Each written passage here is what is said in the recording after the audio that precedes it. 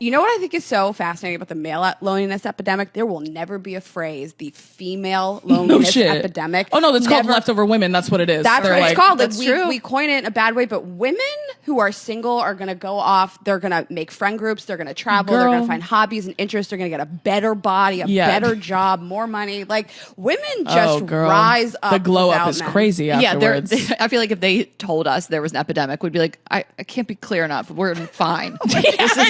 Who said We're that? doing Where'd you great. get that? What's your source? Well, because there is headlines like that. Women are staying single longer, getting married later, not having kids. You know what they call cat them? ladies? Cat stuff. ladies. Yeah. They call us cat ladies, and they say these lonely poor like girl. Taylor Swift. Yeah, childless cat lady. Yeah, that sounds like a badge of honor to me. That's interesting. Can you maybe get some more consensus on this to shed some light on if this is actually true? Let's take a look at this next clip. For a lot of us women, we have a long, really prolonged period of singleness, and it's not easy because we as women, we do need a partner. And I'm not speaking of neediness. It's a very, very different frequency. It's a natural need for companionship, for someone to be by your side, to take care of you, to be there. And a lot of women are lonely, and it's also a topic we are not really speaking about because self-empowerment and we can do it. And yes, maybe if you're single 2-3 years, you're happy to be single and you need this time for yourself. But speak with those women who are single 5, 6, 7, 8, 10 years. And it's not about you being depressed or frustrated. It's just everyone's journey is so different. There are literally women that do not do well when they're single. And they cannot be single for longer than, let's say, 3 months, 6 months. These are usually the women you know that constantly find a new partner and you're just scratching your head like how they already found someone out. You also need to look at blueprints and the unique codings. Not every woman is the same when it comes to relationships. You might have the same natural need, but some women literally cannot function over a prolonged period of time, whereas others can do it very well. They are built to be able to sustain that. Just because you're rooted and grounded in yourself as a woman and you don't need someone to validate that, doesn't mean you don't have the natural need for a partner and companionship, someone to share your life with. And I think it's important we start to honestly speak about this and also distinguish those two. Sometimes it's the journey the soul chose. So it makes sense when we look back, and it's always like that, why certain things took longer for us, longer than we as a persona would have liked it. And it shouldn't be a crime to say this, but with modern women acting the way they are, God forbid a woman say, I really want a partner. God forbid a woman say, you know what, actually, you guys say that you're single and you're happiest you ever been, but I actually want a partner. Oh, no, you don't.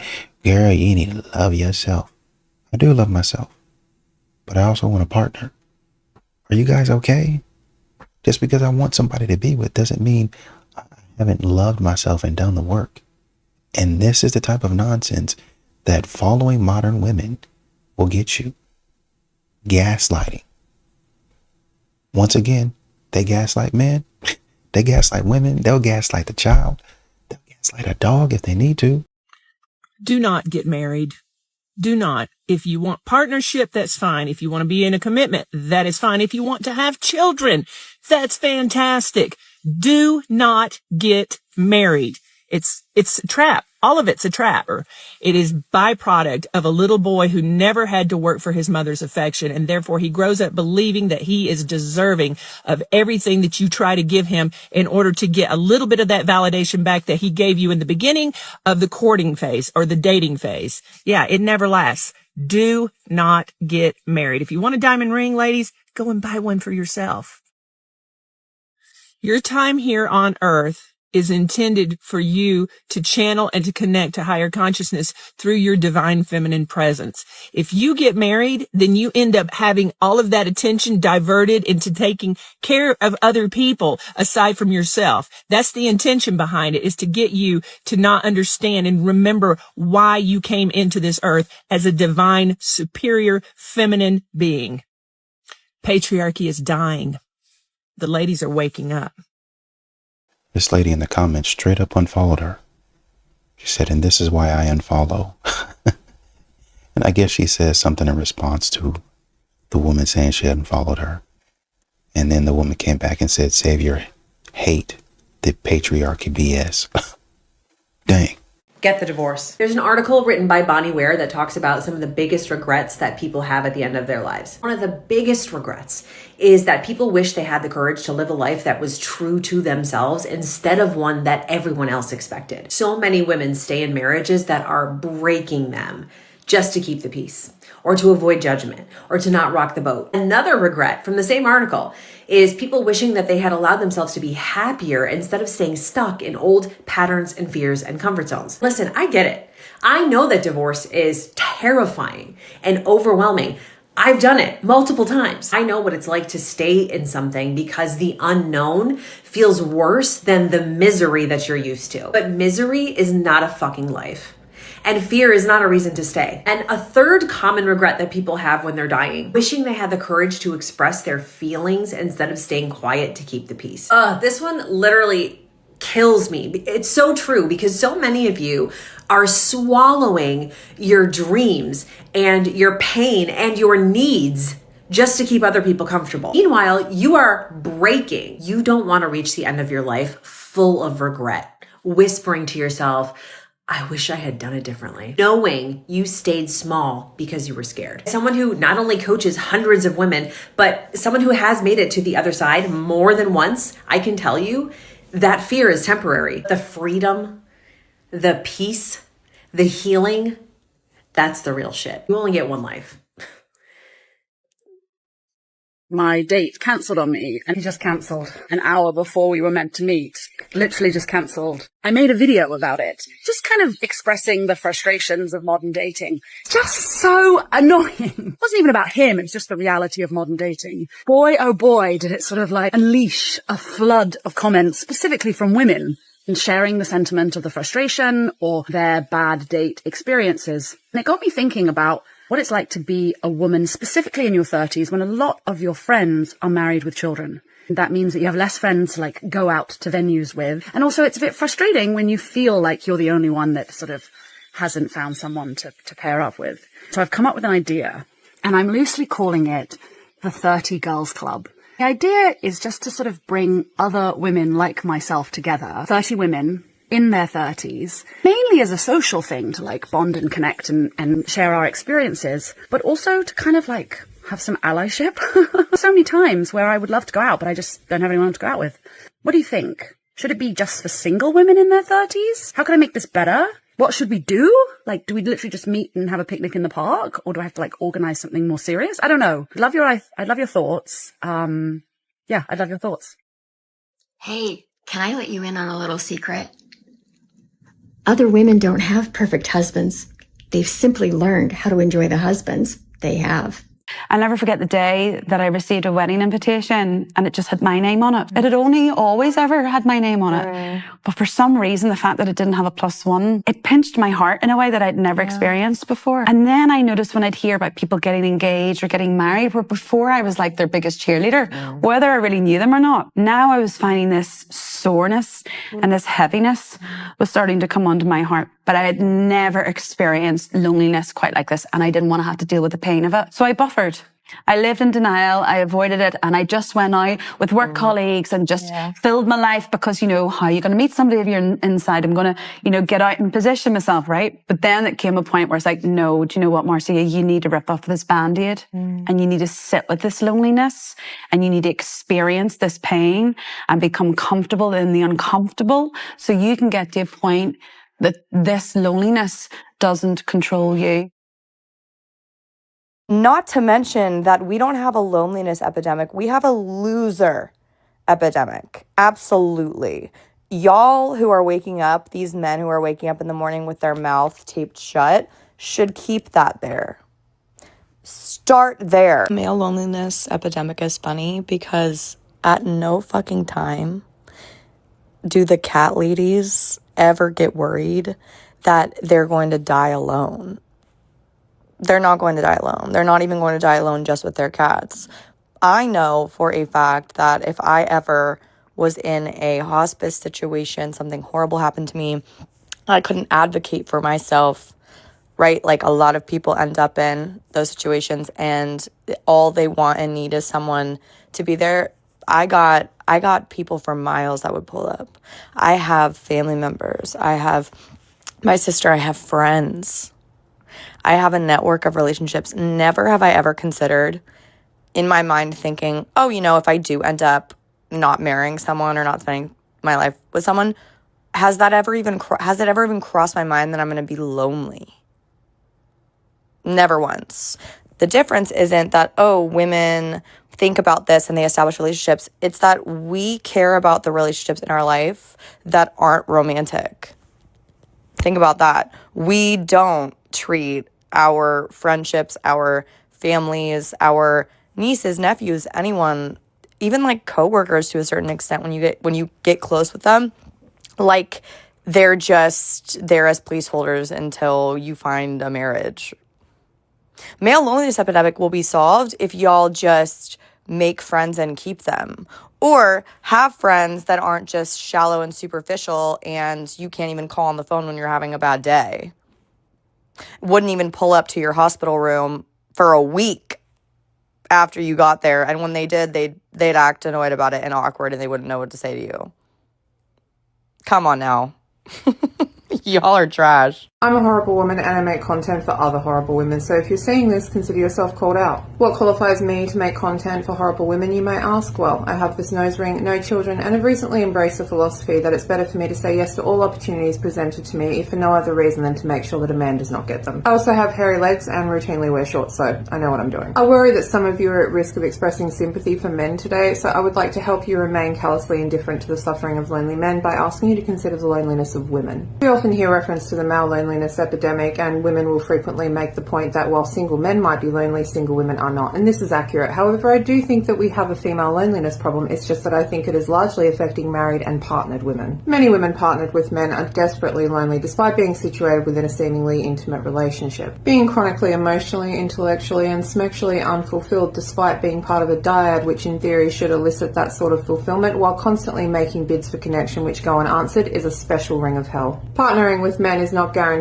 to be a solution to female loneliness and can in fact result in experiencing a new flavour of loneliness which is arguably more soul-destroying. Being lonely because there is nobody intimately present in your life is difficult. However, being lonely despite there being somebody intimately present in your life is especially miserable, and I suspect is a misery which is largely suffered by women in relationships with men. Ironically, women doing their bit to solve the male loneliness epidemic by partnering with men may find themselves experiencing a far more crushing form of loneliness than those men ever did when they were single. Have you ever suffered loneliness inside of an intimate relationship and have since left the relationship? If so, let us know how things have changed for you. And for everybody who is at risk of being nice today, I hope this discussion will help you be difficult and unresponsive to the needs of men all day long. If you're a horrible woman or someone flirting with the idea of being difficult and making a scene, head on over to my page to find more motivating content like this. Everyone's been talking a lot lately about the male loneliness epidemic, but no one is talking about the female loneliness epidemic, and I feel like we need to, because as someone who's been single for basically her entire life, I have thoughts on the subject. And just to get it out of the way, to so we can move past it. Yes, I have cats. I am a childless cat lady. I would like to not die alone with my cats, hence this entire video. But if you feel the need to come into my comments and make a joke about it, go forth, whatever. Moving on. Men seem to think that there's a competition between other men for women's affection, and I would like to clear the air here. There is no such thing. The competition is not between who has the shiniest car, who has the biggest salary, etc., etc. The competition is literally between you and ourselves. Can you show me a better time than I can show me? Because for the first time in human history, women have jobs. We have bank accounts. We can and are making livings by ourselves. Like, we can live lives that are completely independent from romantic partnership as a means of financial security. Okay? Like, I can pay all my own bills. I can live a life completely on my own. I can travel alone, go to restaurants alone. Like, there is very little in my life that I need another person to accomplish.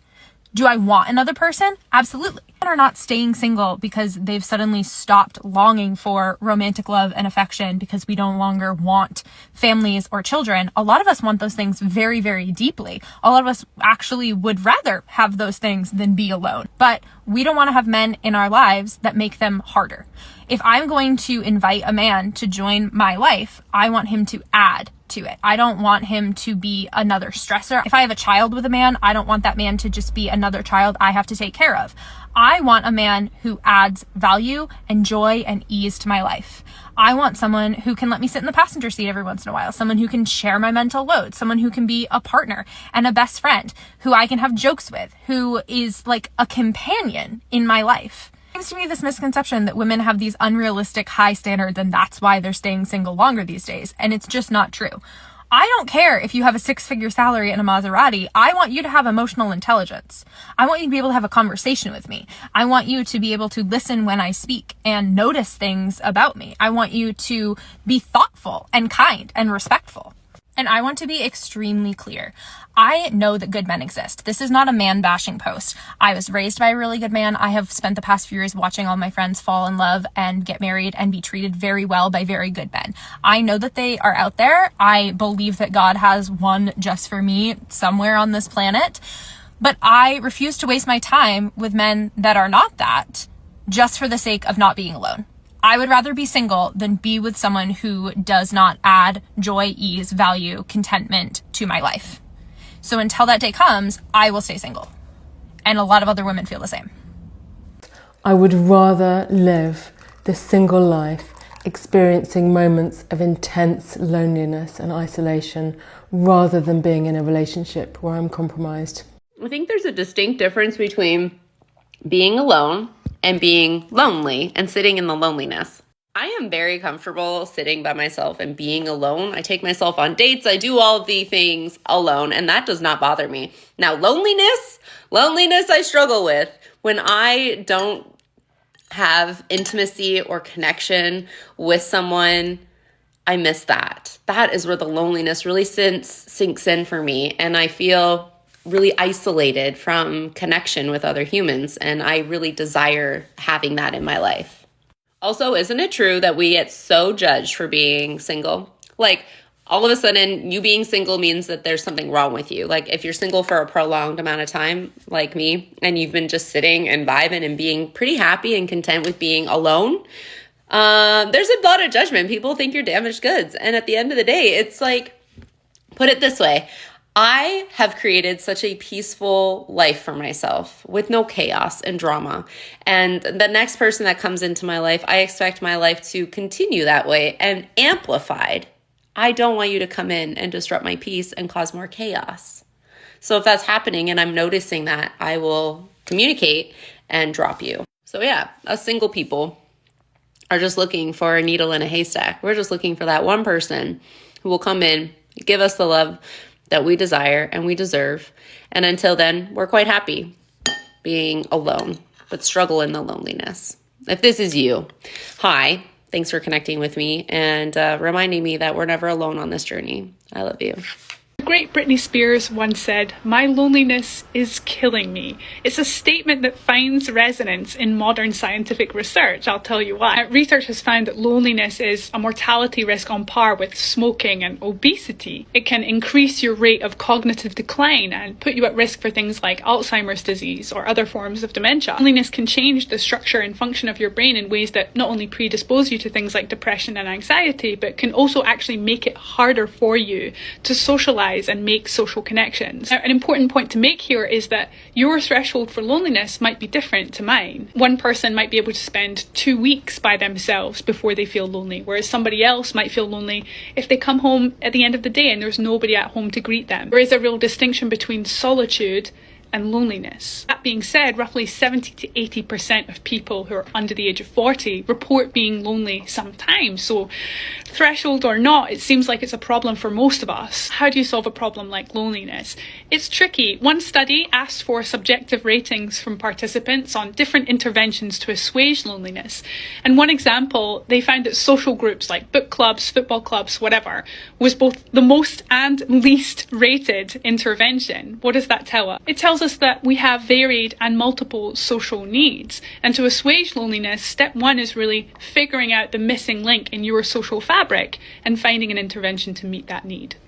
My awareness of my singleness, my awareness of my loneliness in comparison, or aloneness in comparison to my other family members, was always heightened around the holidays, was always heightened kind of the time period before and right after, because that is when everybody's prepping and planning and what are you going to do and what are you going to bring and who's going to come and what's that going to look like. And it always felt so heavy to know that if I did choose to go to places, I was going to be showing up by myself. And if I didn't choose to go to places, I would be aware that I didn't choose to go because sometimes it was hard to be alone. Came into my mom's with Max for the weekend. We were doing some laundry and just kind of being around and trying to help with some projects. And I was thinking about that because Thanksgiving got brought up.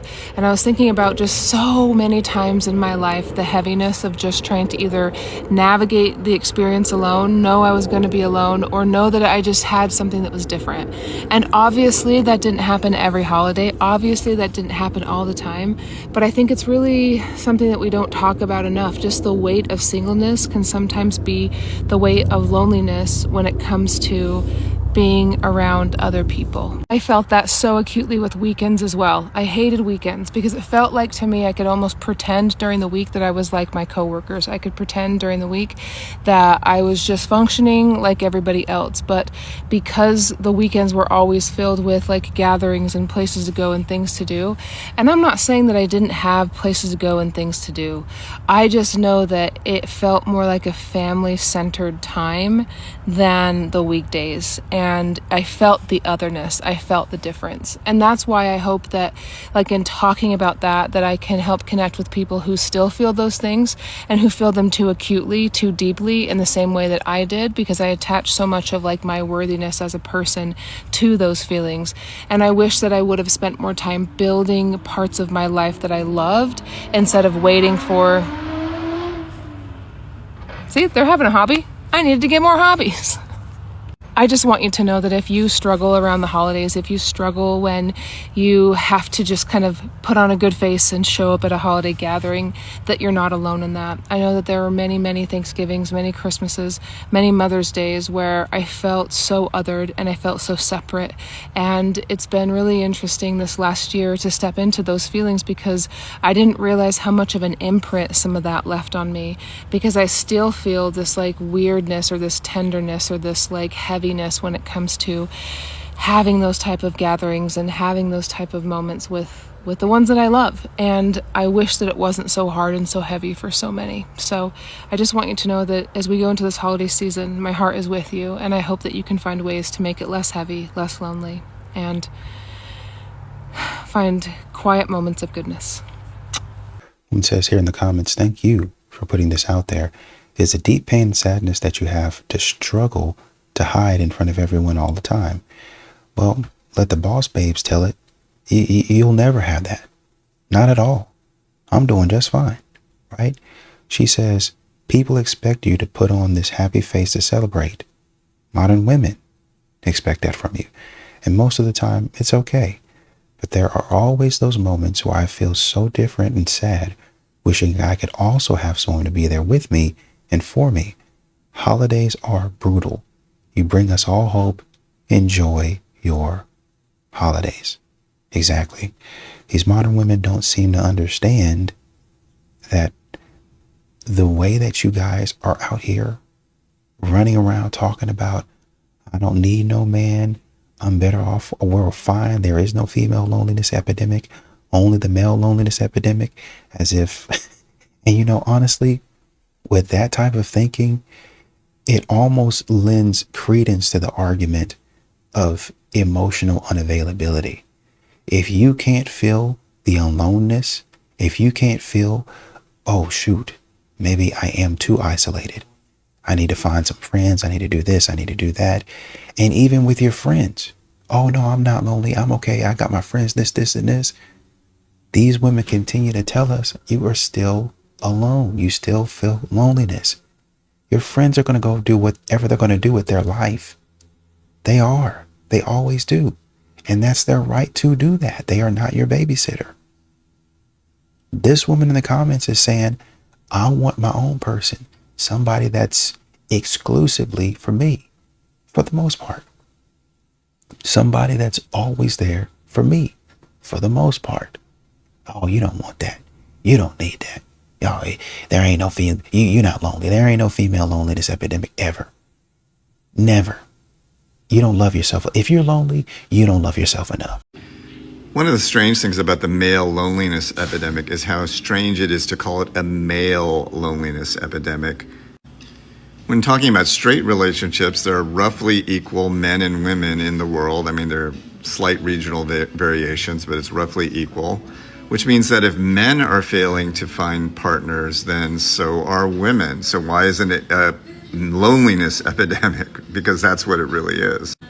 The fact that people think about this unironically without even thinking it through is a reason why the so-called epidemic is happening in the first place. There are all these people who aren't thinking about these things from the point of view of the actual women involved.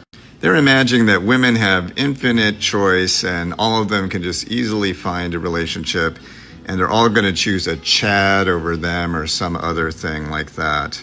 What women are looking for as a minimum bar is a base level of maturity. Yes, they might prefer more physically attractive men or whatever, but what they want, what they absolutely need as a baseline is a certain level of maturity. And so what this means is they're finding that a lot of men don't meet the minimum bar, and so they just can't find a partner who's suitable whatsoever.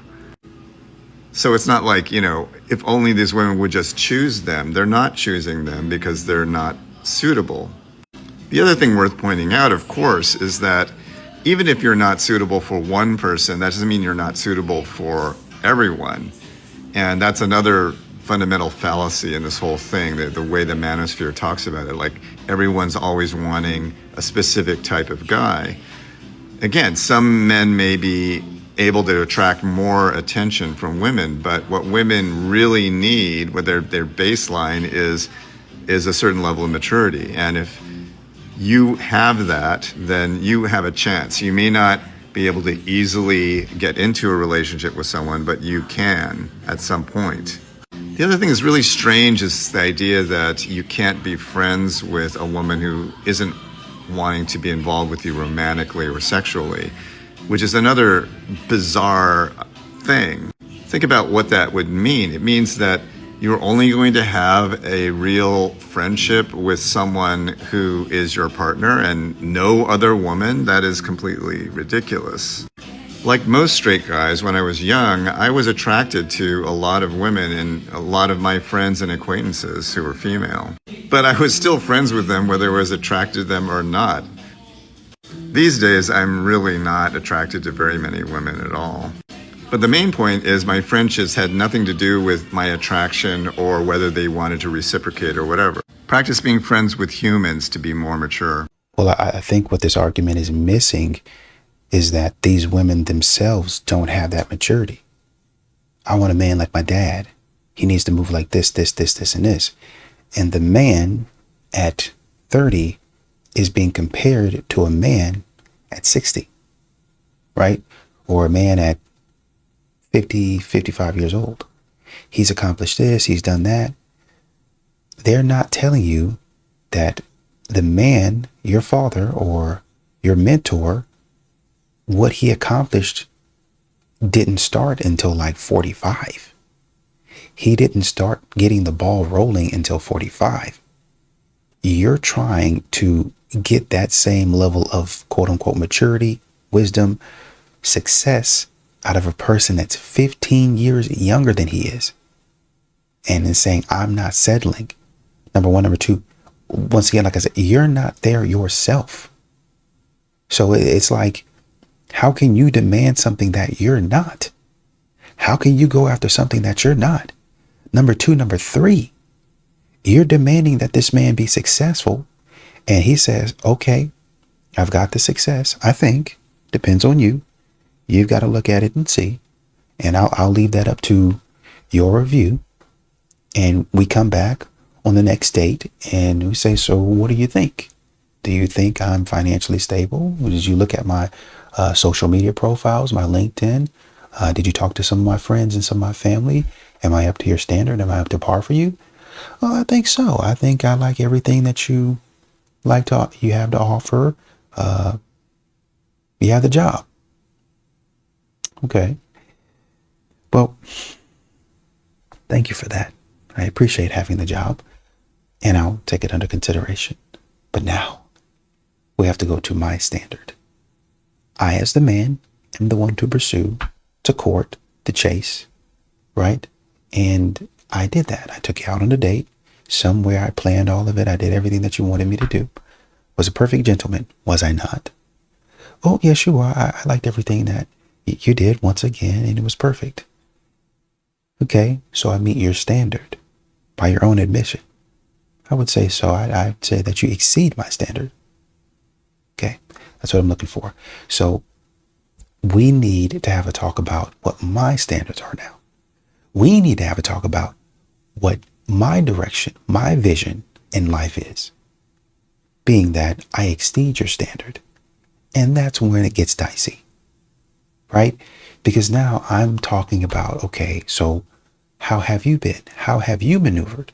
I've done some research of my own. I've even had some of my assistants.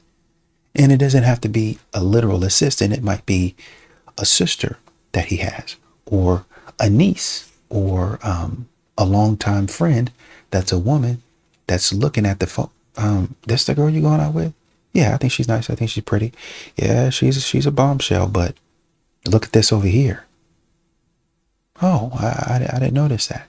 Yeah, you wouldn't because you're a man. But this is what women do. See, look, this, and this. I think you might be overreaching, friend. No, I don't think I am. I'm a woman. You ask me for my opinion, and I'm telling you. You can verify it. You can think that I'm lying, but how many years have we known each other? I would say about 10, 15 years. So I know you, and I understand what you're looking for. We've been partners for 15 years. I'm telling you right now, you're not going to want this woman. Oh, well, we're going to go on a date. You can go on a date, but afterwards, you better come right back to my face. And so I can tell you I told you so. And the man goes and he verifies that information based on what one of the women in his life said to him, or based on what a man said. Young brother, I'm going to tell you this right now. Or bro, I'm going to tell you this right now. Look at this, and this. And that man is smart. He exceeds your standards. And so he figures out a way to work it into the conversation to where you don't see it coming. And it's not it ain't got nothing to do with how bad you are as a person. It's just you would have never even seen what he was asking because he was asking it in such a covert way in order to get his answer. And he did. And it might be, okay, yeah, cool. You meet the standard. Let's go on a third date. Let's have some fun. Let's become exclusive, yada, yada, yada. But it might be that you don't meet the standard. And so now he's back in the position to say, well, I don't think we're going in the same direction. I think that you're beautiful. I think you have this going for you. I think you have that going for you. But really the core over here of what I actually need, I don't know if we mesh in that way. So I don't know if it would be, I'm not 100% sure if it would be in our best interest to pursue something long term, to be honest with you. So what are you saying? You only want me for my body? I'm saying definitively, I don't know if we should keep on seeing each other, to be honest, whether it's short term or long term. I don't know if we should do that. Maybe not romantically. Maybe, you can be a part of my network and I'm a part of yours. We can do business together in that way. But as far as romantic interest, I don't know if that makes any sense. And now you have to sit with that. But once again, we continue to try to dump all this stuff on men, like men are the only issue in this equation. We continue to try to dump this type of stuff on men, like men are the only ones that are immature. When it's women out here who don't have any emotional maturity, they don't have any emotional intelligence, not even close. Talking stupid, saying stupid stuff, getting online, acting crazy, shaking their behinds, all up in the club every weekend. And I'm not talking about, oh, well, she's 21, what do you expect? Oh, well, she's 25, what do you expect? Oh, well, she's 28, what do you expect? We have women in the club at 30, 35, 40 years old. Doing what? Well, I just wanted to dress up and get sexy and feel cute tonight. Doing what? Expecting a level of maturity. I don't want my man on social media. I don't want him, and they'll really go down the list. I don't want him doing this. I don't want him doing that, and all this other stuff. But we're talking about maturity. And while men are alone because they don't have the maturity level, the standard maturity level of these women. Whatever, bro. Patriarchal Christian model taught men that they were the protectors, the providers, the heads of the households, but it stripped them of emotional fluidity, vulnerability, of interdependence, and of nurturing instincts. We're taught that their worth was in their strength and their ability to control. They were never taught to feel worthy in connection, joy, healing, empathy. And as women are awakening and taking their power back, men are left unable to emotionally meet them or even themselves. Hierarchy within Christianity kills intimacy because you cannot intimately connect with someone if you believe you need to fix or control them. You can't be fully known if vulnerability equals weakness. You can't be fully loved if your role only allows respect and obedience. Now we're seeing more and more lonely men in a world they were taught they ruled because their false kingship is collapsing. And of course, that's terrifying for them. They were not systematically taught to tend to their inner world, but when their external structures of power start to fall, they're left with nothing inside, no inner ground, no language for grief, no map to rebuild, because the patriarch gave them a throne, not a soul. And the lonely male epidemic isn't a crisis, it's a summoning. They are being invited to true intimacy, vulnerable leadership, shared power, and emotional literacy. But they have to put their crown down first. Not to become less than, but to become whole. So we're talking about, where did men get this notion under the, this, whatever model you're talking about, the patriarchy and Christianity and stuff like that. We can have a lot of opinions about it, but what does the Bible say about it? Period, end of story. What does the Bible say? Where are they getting this stuff from? 1 Corinthians 11:3 establishes the order of authority. Christ is the head of man, and the husband is the head of the wife. So if we get married, who's going to be the first person in the house? Who's going to be the head? It says the head right here in the house. Well, God is going to be the head of the house. Then it's going to say, okay, behind you is going to be the husband. Okay, behind you is going to be the wife. That's the order that is going to flow in. All right. Ephesians 5:22-33. We're not going to do that. We're not going to read the whole thing. Directs wives to submit to husbands as to the Lord, mirroring Christ's headship over the church. Okay. So what you have here don't got nothing to do with the man. The man got to fall in line too. If he's a Christian, he got to fall in line too. So what are we talking about? Hey, you're supposed to be doing this, this, and this as the man. As the wife, this is where your place is. And everybody's going to be following me. What are we arguing about? Obviously, okay, let's go to Colossians 3:18-19. Instructs wives to submit while commanding husbands to love and to not be harsh. That's what I'm saying. Men got a responsibility. Women got a responsibility. That's just how it's going to go. If the man, a lot of times what they want is the man to get in line, and then their contribution or their submission to be optional. We know the man should protect, provide. He should give financially. He should do this, this, this. We're very clear on that, right? And now we're talking about, as you can see here, what Homad intimacy, because you can bird hands, not intimately bird connect. Hands. I know what I'm talking about. You don't know what you're talking about. They think they're explaining something that they actually know what they're talking about, but they don't. If you want to say, I don't want to do what I don't think that you measure up, then just say that. I don't want you to be the leader of the household. Then just say that. But don't keep bringing the Bible into it when you be dead wrong. That's the way the structure is. Scriptural example. 1 Peter 3:5-6. The New Testament highlights Old Testament women who submitted to their husbands as a model of faith. And it uses Sarah. I know what you're talking about here, but we're not going to go into that for time's sake, right? qualifications and responsibilities. The Bible connects this leadership role to specific character and duty requirements.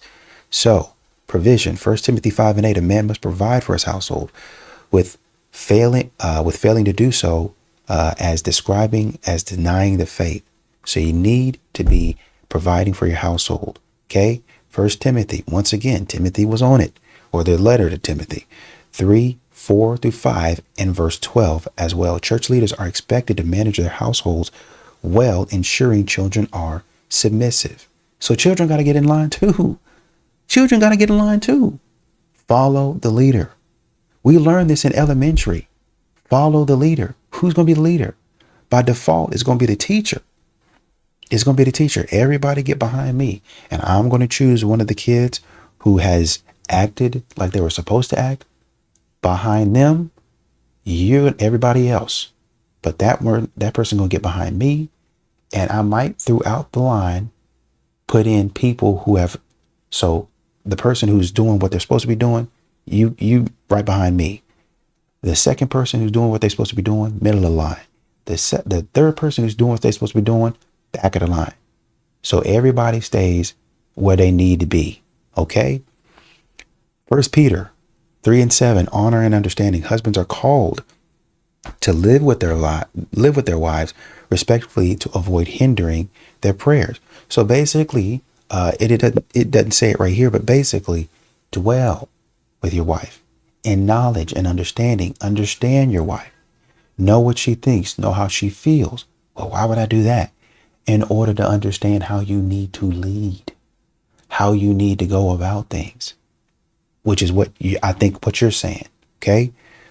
Discipline, Ephesians 6:4. Fathers are commanded to raise children with the discipline and instruction of the Lord. Okay. Based on what the Bible is saying. So it really don't matter nothing about the patriarchal Christianity or model or whatever it is. That's what they're supposed to be doing. A lot of you ladies, okay, let's say men need to work on listening more and being better at listening. We can say that about you as well. But y'all don't want to hear that. That's the problem. When a man starts going in a direction, you are there to help. Now he needs to listen, but you need to also understand and read the room like y'all say y'all able to do. But so many times, y'all's version of reading the room is nagging. Y'all's version of helping is nagging. Well, did you do what I told you to do? So essentially, that man is not a leader. He's a servant to you. He's reduced down to, well, I want this done and I want that done. And he don't got no time for himself. He got to be on your schedule. And that's not the way it's supposed to go. He got stuff he want to do. You got stuff you want to do. But men are too busy running around you guys doing a honey-do list about things that you want. Oh, I think we should do this. I think it's most important. And you burn yourself out in a short period of time because it seems like I'm the only one making decisions. Yeah, because you seem like you're the only one, or you think you're the only one that can and is capable of making decisions. Well, if he would do this. Well, if you would shut up and observe his strengths as well as yours, and then say, this is how I can help him. I noticed, and I heard one woman talking about this, instead of complaining about your husband, learn how to enjoy your husbands.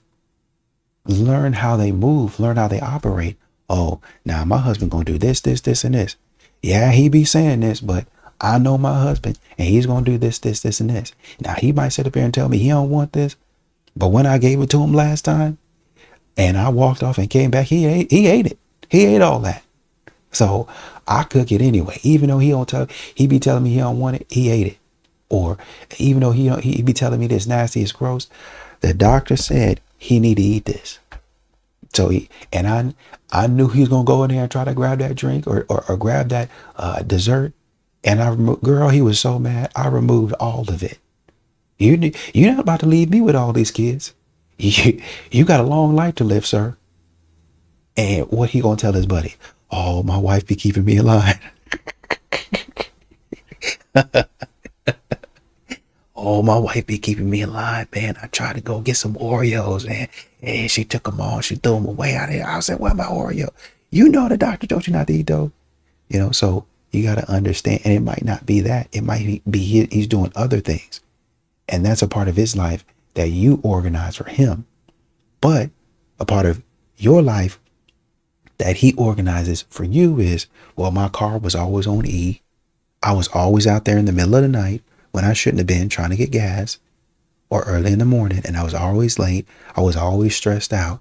So what he does while I'm fixing dinner or fixing things around the house is he'll go make sure my car has gas in it, or he'll make sure my tires are full.